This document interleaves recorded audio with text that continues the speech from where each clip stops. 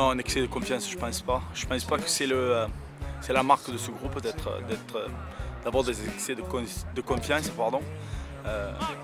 Je pense qu'on a oublié les bases de notre jeu qui ont été très fortes depuis maintenant 6-7 semaines, pardon, qui sont comment gagner un match de rugby. Tu le gagnes avec ta technique de plaquage, tu le gagnes avec ta vitesse de ligne et avec l'intensité et l'envie que tu mets derrière ta défense. Il n'y a rien de secret qui a été fait durant les 6 ou 7 dernières semaines. Par contre, il y a eu une envie énorme défensive et surtout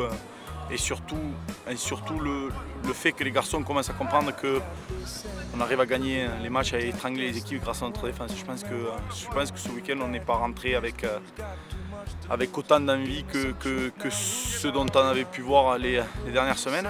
Et à un moment donné, quand tu n'as pas ces petites bases, tu te mets dans des situations des fois indiscrètes. Et c'est exactement ce qui s'est passé contre une équipe de Safford qui, lorsque tu la prends un peu à la légère, peut te poser de très bonnes questions.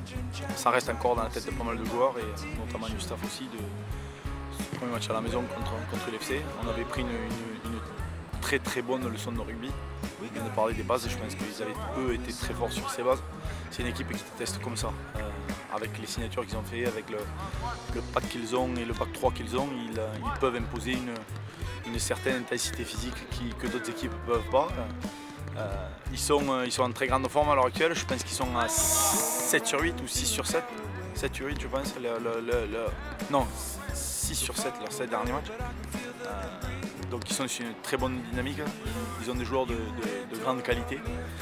Et chez eux en plus c'est vraiment pas une mince affaire, donc il va falloir qu'on a une seule journée, on a 2 entraînements pour régler les choses sur lesquelles on a pêché la semaine dernière et essayer de peaufiner les petits détails. Et après en avant. Wrong or resolute, but in the mood to obey.